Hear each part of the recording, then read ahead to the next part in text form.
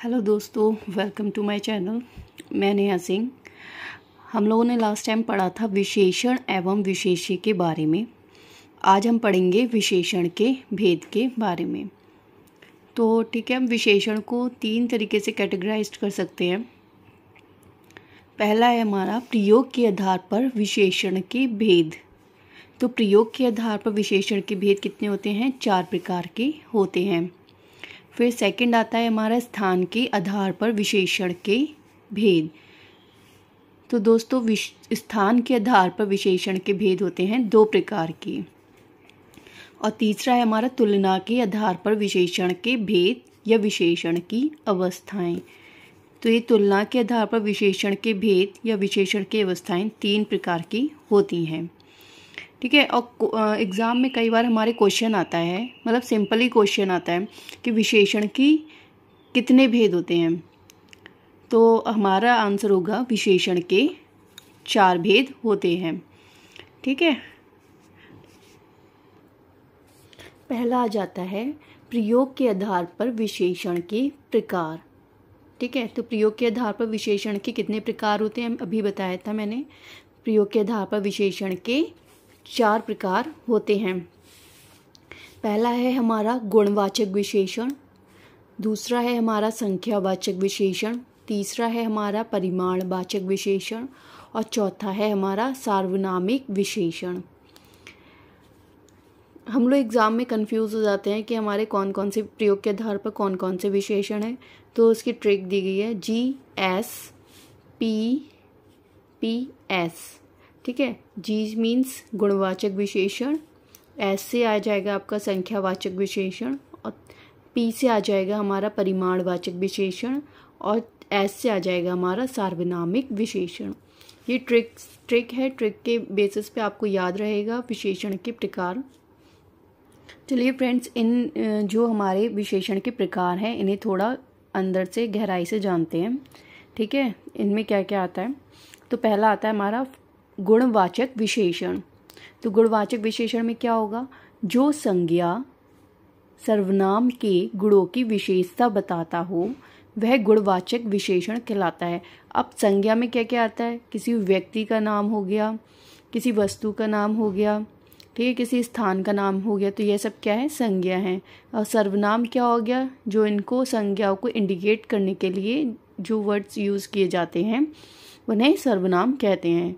ठीक है। जैसे वह, यह, आप, तुम, यह, हम, यह सब क्या हो गया? सर्वनाम में आएगा।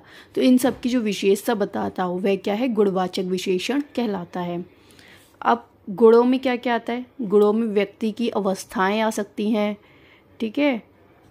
व्यक्ति का स्वभाव आता है, जैसे अच्छा, बुरा, गंदा, कड़वा। तो यह सब क्या है? उसका स्वभाव हो गया। तो आकार आता है, पतला, दुबला, मोटा, नाटा। यह सब क्या हो गया? व्यक्ति आकार हो गया। रंग आ जाता है गुण में कि काला, सुंदर, गोरा, लाल, पीला, हरा। यह सब क्या हो गया? रंग भी हमारे गुण में आते हैं। किसी व्यक्ति का रूप हो गया कि वह बहुत सुंदर है या बहुत कुरूप है। तो यह सब क्या हो गया? यह भी हमारे गुणों में आएगा। ऐसा नहीं है कि गुण में सिर्फ अच्छाई ही आती है, गुणों में दोषों को भी रखा जाता है। जैसे हम कुछ एग्जांपल्स ले लेते हैं। पहला है हमारा सुंदर कपड़े पहनो। तो ये सुंदर क्या है? यह सुंदर क्या है? हमारा गुणवाचक विशेषण है। ठंडा पानी पियो। तो ये ठंडा क्या आएगा? हमारा गुणवाचक विशेषण होगा। मीरा का रंग गोरा है। तो ये गोरा क्या है? हमारा विशेषण है। और कौन सा विशेषण है? गुणवाचक विशेषण। इसी प्रकार से पुराने कपड़े फेंक दो। तो ये पुराना क्या है? हमारा गुणवाचक विशेषण होता है। फिर दोस्तों हमारा आता है दूसरा परिमाणवाचक विशेषण। परिमाणवाचक विशेषण में क्या होता है? जो संज्ञा या सर्वनाम की मात्रा या परिमाण के विषय में ज्ञान कराए उसे परिमाणवाचक विशेषण कहते हैं। या किसी वस्तु का वजन, मापतौल आदि। मतलब ये है जब हम किसी भी वस्तु की मापतोल कर सकते हैं, किसी भी वस्तु को तोल सकते हैं, नाप सकते हैं, तो वह क्या होगा? परिमाणवाचक विशेषण होगा। ठीक है, यह कितने प्रकार का होता है? तो दोस्तों परिमाणवाचक विशेषण भी 2 प्रकार का होते हैं। पहला होता है हमारा निश्चित परिमाणवाचक विशेषण और दूसरा आ जाता है हमारा अनिश्चित परिमाणवाचक विशेषण। पहला निश्चित परिमाणवाचक विशेषण, जहां पर परिमाण की मात्रा निश्चित हो या वहां निश्चित परिमाणवाचक विशेषण होता है, जैसे 100 मीटर, 10 लीटर, 10 ग्राम, 2 किलो आदि। तो ये सब क्या है? यहाँ पर परिमाण की जो मापतौल की हमारी मात्रा है वो क्या है? निश्चित है, पूरी है। तो यहाँ पे क्या होगा? निश्चित परिमाणवाचक विशेषण होगा। निश्चित परिमाणवाचक विशेषण को कुछ एग्जाम्पल्स लेके समझते हैं। जैसे मुझे 2 किलो चावल चाहिए, तो 2 किलो क्या है? हमारा निश्चित परिमाणवाचक विशेषण होगा। ठीक है, कि मतलब हम इसे 2 किलो जो चावल है हमारे, हम उसे क्या कर सकते हैं? नाप सकते हैं, तोल सकते हैं। ठीक है, तो पूरे हमारे 2 किलो चावल बैठेंगे, तो वो क्या होगा? हमारा निश्चित परिमाणवाचक विशेषण में आएगा। खाने के लिए 2 किलो सेब देना, ये क्या है? हमारा निश्चित 2 किलो हमारा निश्चित परिमाणवाचक विशेषण है। सूट के लिए 5 मीटर कपड़ा चाहिए, तो 5 मीटर क्या होगा? हमारा निश्चित परिमाणवाचक विशेषण। ठीक है, अब इसमें जो विशेष्य होता है, विशेष्य को भी ध्यान रखना पड़ेगा हमें कि विशेष्य में कपड़ा क्या है? हमारा विशेष्य है। ठीक है, कपड़े को हम गिन तो सकते नहीं है, हम सिर्फ नाप सकते हैं, है ना। तो ये सब क्या आएगा? हमारा निश्चित परिमाणवाचक में आएगा। और सेब है, जैसे हमारा सेब हमारा यहाँ क्या है? विशेष्य है। हम 2 किलो क्या खरीद रहे हैं? सेब खरीद रहे हैं। तो ये सेब क्या है? सेब को हम तोल के लेते हैं, तो ये किस में आएगा? निश्चित परिमाणवाचक में आएगा हमारा। फिर दूसरा आता है हमारा अनिश्चित परिमाणवाचक विशेषण, जहां पर परिमाण की मात्रा अनिश्चित हो वहां अनिश्चित परिमाणवाचक विशेषण होता है। जैसे मुझे थोड़ी सी चीनी देना, तो ये थोड़ा सा शब्द आ गया, यह क्या है? हमारा अनिश्चित परिमाणवाचक विशेषण। ठीक है, मैं खाना कम खाऊंगा, तो ये कम क्या है? हमारा अनिश्चित परिमाणवाचक विशेषण। मैं थोड़ी सी चाय पीऊंगा, जहाँ पे थोड़ा, कम, अधिक, ज्यादा आ जाता है, वहां पर क्या होगा? अनिश्चित परिमाणवाचक विशेषण। फिर थर्ड आ जाता है हमारा संख्यावाचक विशेषण, जहां संज्ञा सर्वनाम की संख्या का बोध हो। किसका बोध हो? संख्या का बोध हो, वहां संख्यावाचक विशेषण होता है। जैसे 4 दिन, 2 सेब, सब लड़के, कुछ लोग, तिगुना, चौगुना, अनेक, द्वितीय, प्रथम, कई, यह सब किस में आएंगे? सब संख्यावाचक विशेषण में आएंगे। पहला आ जाता है हमारा फर्स्ट निश्चित संख्यावाची विशेषण, जैसे 2 लड़के, 4 लड़कियां, पहला दिन, 7 कपड़े, 1 कार आदि। ठीक है, यहाँ पर क्या है? संख्याएं क्या है? निश्चित हैं, तो इसलिए क्या है? यहाँ पे निश्चित संख्यावाची विशेषण है। अब इसके भी कई प्रकार होते हैं। निश्चित संख्यावाची विशेषण जो होता है कई प्रकार के होते हैं। पहला है हमारा गणनावाचक विशेषण। तो ये गणनावाचक विशेषण क्या होता है? गणनावाचक विशेषण वह विशेषण होता है जिसमें गिनती आती है। ठीक है, जिसको हम गिन सकते हैं। इसमें गिनती को गिना जाता है, गिनती आती हैं। जैसे यह 2 प्रकार का होता है। पहला आता है पूर्ण संख्या बोधक, या इसे पूर्णांक भी कह सकते हैं। ठीक है, यह भी है हमारा अपूर्ण संख्या बोधक, इसे हम अपूर्णांक भी कह सकते हैं। पहला है हमारा पूर्ण संख्या बोधक। जो पूर्ण संख्या का बोध कराते हैं, मतलब जो पूरी संख्या का बोध कराते हैं पूर्ण संख्या बोधक कहलाते हैं। जैसे 1, 25, 2, 3, 10 आदि। इसमें क्या ये पूरी संख्या आ रही है। 1 हो गया हमारे, 25 हो गया, 2 हो गया, 3 हो गया, 10 हो गया, 5 हो गया, 6 हो गया, 7 हो गया। तो यह सब क्या है, हमारी पूरी संख्याएं आती हैं इसमें, तो इसलिए ये पूर्ण संख्या बोधक कहलाते हैं।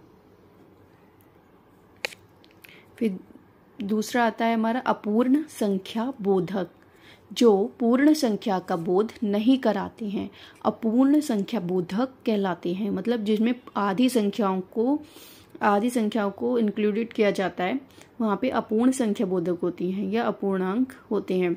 जैसे आधा किलो, चौथाई, तिहाई, सवा, पौने दो, पौन, ये सब क्या है, हमारी अपूर्ण संख्या बोधक है। इसमें पूरी संख्याओं को नहीं रखा जाता है।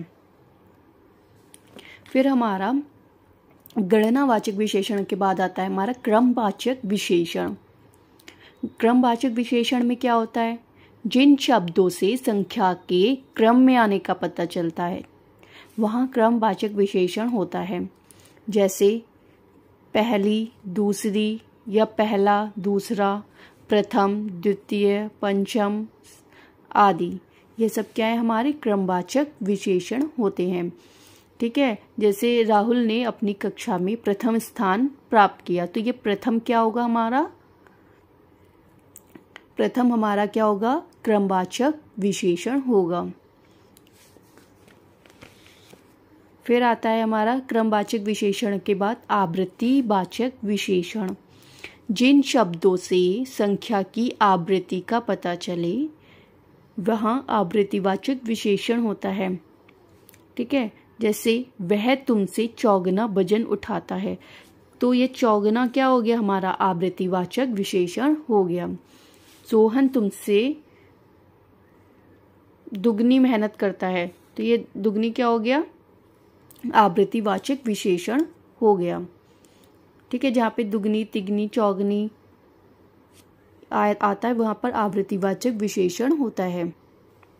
आवृत्तिवाचक के बाद आता है हमारा समुदायवाचक विशेषण। समुदाय में क्या आता है, हमारे समूह की बात होती है, तो वहाँ पर समूह की संख्याओं को बताया जाता है, इसलिए इसे समुदायवाचक विशेषण कहते हैं। जो अपने समूह की संख्या को बताता है वहाँ समुदायवाचक विशेषण होता है। जैसे चारों घर एक जैसे दिख रहे हैं, तो चारों घर क्या हो गए, चारों घर एक जैसे दिख रहे हैं, तो चारों घर में क्या आएगा, समुदायवाचक विशेषण आएगा। चारों घर क्या है, एक समुदाय हो गया, एक ग्रुप हो गया। चारों घर का क्या हो गया, एक ग्रुप हो गया, इसलिए इधर क्या होगा, समुदायवाचक विशेषण होगा या समूहवाचक विशेषण होगा। या अपनी बत्तीसी मत दिखाओ, तो बत्तीसी हमारी बत्तीसी हमारी क्या होती है, 32 दांतों से मिलकर बनी होती है, तो हमारे 32 दांतों के एक ग्रुप को हमने क्या नाम दे दिया, बत्तीसी नाम दे दिया। तो यहाँ पर क्या होगा, हमारा समुदायवाचक विशेषण होगा। ये पांचों दोस्त एक साथ स्कूल जाते हैं, तो ये पांचों दोस्त क्या हो गए, पांचों दोस्त क्या हो गए, एक ग्रुप हो गया, पांचों दोस्तों का एक ग्रुप हो गया, इसलिए इन्हें समुदायवाचक विशेषण कहा जाता है। समुदायवाचक विशेषण के बाद आता है हमारा प्रत्येक वाचक विशेषण या प्रत्येक बोधक विशेषण या बीप्सावाचक विशेषण। इसे बीप्सावाचक विशेषण भी कहते हैं। यह क्या होता है, यह विशेषण अपने विशेष्य की प्रत्येक इकाई को बताता है, अर्थात जहाँ हर एक, हर दो, हर तीन या एक एक शब्द आए वहाँ प्रत्येक वाचक विशेषण होता है। जैसे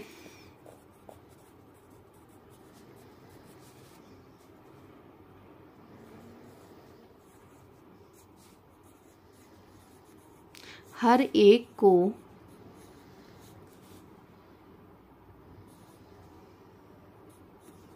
सेब दो। ठीक है, तो यहाँ पर क्या हो गया, हमारा हर एक आ रहा है, तो यहाँ पे क्या होगा, प्रत्येक वाचक विशेषण होगा। यह हमारा, ऐसे दूसरा एग्जाम्पल ले लेते हैं।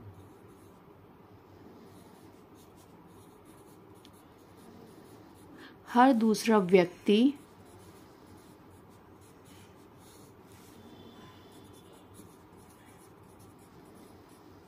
मेहनत करता है। तो यहाँ पर क्या हो गया हमारा, प्रत्येक वाचक विशेषण हो गया। ठीक है, इसे हम वीप्सावाचक भी कहते हैं, इसको ध्यान रखिएगा। फिर आता है हमारा समुच्चय बोधक। समुच्चय बोधक क्या होता है, इसमें हमारे यूनिवर्सल ट्रूथ आ जाते हैं, या फिर जैसे जोड़ा आ गया किसी का, ठीक है, और जैसे हमारे सभी के पास एक जोड़ी हाथ हैं, तो ये क्या होगा, हमारा समुच्चय बोधक विशेषण कहलाएगा। या 21वीं शताब्दी बहुत हाईटेक है, तो 21वीं शताब्दी क्या है, एक यूनिवर्सल ट्रुथ में आ गया, तो ये क्या होगा, हमारा समुच्चय बोधक विशेषण कहलाएगा। फिर दूसरा आ जाता है हमारा अनिश्चित संख्यावाचक विशेषण। जिन संज्ञा सर्वनाम की निश्चित संख्या का बोध ना हो, क्या होगा, जिन संज्ञा सर्वनाम की निश्चित संख्या का बोध ना हो वहाँ अनिश्चित संख्यावाचक विशेषण होता है। जैसे कम, थोड़ा, ज़्यादा, बहुत, अधिक, कुछ आदि शब्द आते हैं, वहाँ पर क्या होगा, अनिश्चित संख्यावाचक विशेषण होगा। जैसे बाजार में बहुत लोग हैं, तो यहाँ पर क्या होगा, अनिश्चित संख्यावाचक विशेषण होगा। कुछ लोग मेरे घर आने वाले हैं, तो कुछ लोग आ गया यहाँ पर, तो यहाँ पर अनिश्चित संख्यावाचक विशेषण होगा। पार्क में कुछ बच्चे खेल रहे थे, पार्क में कुछ बच्चे खेल रहे थे, तो कुछ बच्चे आ गए यहाँ पर, तो यहाँ पर क्या होगा, अनिश्चित संख्यावाचक विशेषण होगा। ठीक है, कई बार हम कंफ्यूज हो जाते हैं किसे लेके, अनिश्चित परिमाणवाचक विशेषण को लेके और अनिश्चित संख्यावाची विशेषण को लेके। तो चलिए आपके इस कंफ्यूजन को थोड़ा दूर करती हूँ मैं। हम एक एग्जाम्पल लिखते हैं। जैसे पहला है हमारा, नदी में बहुत पानी है। ठीक है, अब दूसरा है हमारा,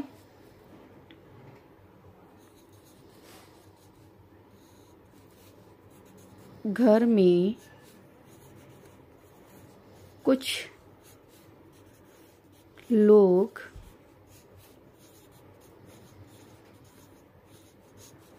बैठे हैं। ठीक है, तो नदी में बहुत पानी है और घर में कुछ लोग बैठे हैं। अब इसमें कंफ्यूजन हो जाता है कि इसमें कौन सा अनिश्चित संख्यावाची विशेषण है और कौन सा अनिश्चित परिमाणवाचक विशेषण है। तो दोस्तों याद रखना, हमेशा हम यहाँ पर अपना कंफ्यूजन दूर करने के लिए हम विशेष्य की ओर जाते हैं। ठीक है, विशेष्य क्या है हमारा, यहाँ पर पानी हमारा क्या हो गया, विशेष्य हो गया, और यहाँ पर लोग जो हैं हमारा क्या हो गया, विशेष्य हो गया। ठीक है, तो पानी को हम गिन सकते हैं क्या, नहीं गिन सकते ना। पानी को हम सिर्फ नाप सकते हैं, 1 गिलास पानी, 2 गिलास पानी, 10 लीटर पानी। ठीक है ना, तो ये किस में आ जाएगा, हमारा परिमाणवाचक में आ जाएगा। किस में आ जाएगा, हमारा परिमाणवाचक में आ जाएगा। और घर में कुछ लोग बैठे हैं, तो घर में जो कुछ लोग बैठे हैं, लोगों को हम नाप सकते हैं, ये तोल सकते हैं, नहीं ना। घर में कुछ लोग बैठे हैं, हम इन लोगों को गिन सकते हैं, तो ये किस में आ जाएगा, हमारा संख्यावाची, अनिश्चित संख्यावाची में, है ना, अनिश्चित संख्यावाची विशेषण में आ जाएगा। और यह हमारा आ जाएगा अनिश्चित परिमाणवाचक विशेषण में। आई थिंक आप लोगों को अच्छे से समझ में आ गया होगा इन दोनों में डिफरेंस। अनिश्चित संख्यावाची विशेषण के बाद हमारा आता है चौथा, सार्वनामिक विशेषण। ठीक है, सार्वनामिक विशेषण किसे कहते हैं, जब कोई भी सर्वनाम संज्ञा से पहले लगते हैं। तथा उसको निश्चित करते हैं तब उस सर्वनाम को सार्वनामिक विशेषण कहते हैं। मतलब क्या है? सर्वनाम, जब सर्वनाम क्या हो गया हमारा, जैसे वह हो गया, यह हो गया, ठीक है, आप हो गया, तुम हो गया, तू हो गया, ये सब किस में आएंगे? हमारे सर्वनाम में आएंगे। ठीक है, यह जब सर्वनाम संज्ञा से पहले लगते हैं तथा उसको निश्चित करते हैं या इंडिकेट करते हैं तब उस सर्वनाम को सर्वनाम ना कह के हम क्या कह देते हैं? सार्वनामिक विशेषण कहते हैं। जैसे वह गाय मीठा दूध देती है। कैसा दूध देती है? मीठा दूध देती है। अब यह वह क्या है? वह क्या है? हमारा सर्वनाम है। क्या है? हमारा सर्वनाम है। ठीक है, और गाय क्या है? हमारी संज्ञा है। तो ये सर्वनाम क्या हो गया? हमारी संज्ञा से पहले लगा हुआ है। वह गाय मीठा दूध देती है, तो ये क्या हो गया? हमारा सार्वनामिक विशेषण हो गया। और यहाँ पर भी यही है, यह क्या है? हमारा एक सर्वनाम है। ठीक, और लड़का क्या है? संज्ञा है। तो ये सर्वनाम जो है संज्ञा से पहले लगा हुआ है। ठीक है, तो ये क्या कर रहा है? सर्वनाम इस संज्ञा को इंडिकेट कर रहा है, इस संज्ञा को क्या कर रहा है? निर्देशित कर रहा है। मतलब लड़के को क्या कर रहा है? यह निर्देश मतलब संकेत कर रहा है, यह लड़का पढ़ने में अच्छा है। तो यह क्या हो गया? सार्वनामिक विशेषण हो गया। ठीक है, और इधर इसी प्रकार से वह क्या है? हमारी गाय को क्या कर रहा है? संकेत कर रहा है कि वह गाय मीठा दूध देती है। तो इसलिए इधर क्या हो गया? हमारा सार्वनामिक विशेषण हो गया। सार्वनामिक विशेषण को हम निर्देशवाचक विशेषण या संकेतवाचक विशेषण भी कहते हैं। आई थिंक फ्रेंड्स आप लोगों को वीडियो पसंद आएगी। ठीक है, thank you for watching my videos. और कुछ भी कन्फ्यूज़न हो तो प्लीज़ कमेंट करके ज़रूर बताइएगा। ठीक है, थैंक यू।